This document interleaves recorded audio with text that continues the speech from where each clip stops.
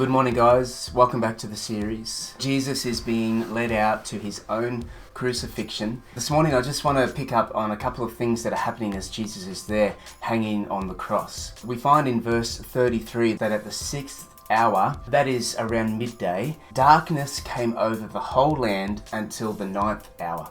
So from midday through till 3 p.m, darkness falls on the whole land.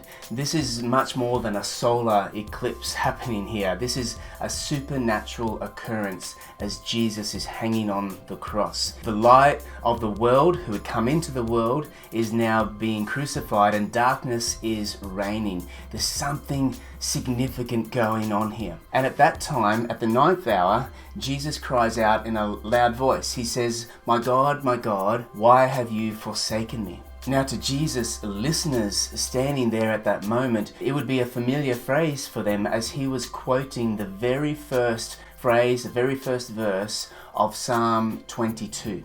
Psalm 22 is a messianic psalm written by King David 900 years before Jesus was even on the scene. Go read Psalm 22. There's so many correlations here between Jesus hanging on the cross and what David was writing. For instance, besides that phrase, my God, why have you forsaken me? Check this out, Psalm 22 verse 7. All who see me mock me.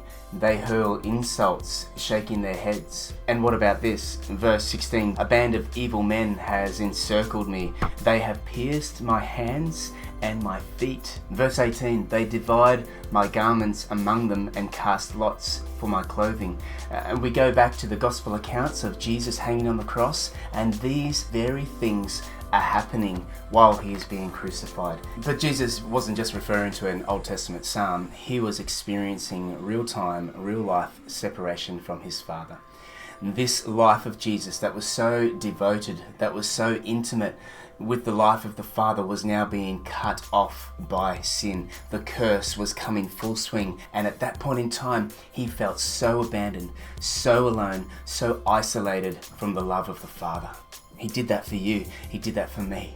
And besides the darkness, and besides the cry, here's a third thing I want to pull out for today's episode. Verse 37, with a loud cry, Jesus breathed his last. And then it says, the curtain in the temple was torn in two from top to bottom. So here's the scene. Jesus is outside the city being crucified in the darkness. As he breathes his last, inside the city, in the temple, there is a curtain, a big heavy curtain that separated the general area of the priests with the most holy place.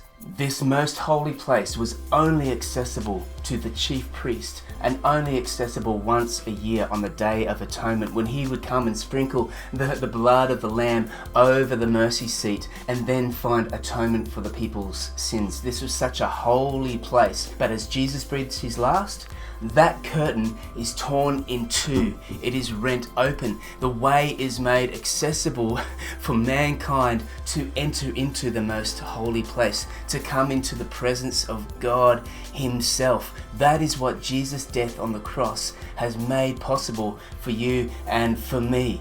This is not just another execution of a criminal. This is not just another death of a good man, an innocent man, but this is the death of the Son of God himself, who by dying on the cross makes way, who by experiencing his separation from the Father, this abandonment, this forsakenness, makes a way so that you and I do not need to be separate any longer. The curtain has been torn in two. We can access the heart of God, the presence of God, the ways of God in freedom and in joy and in love. We can do that for ourselves as we recognize what Jesus has done for us on the cross. God bless you.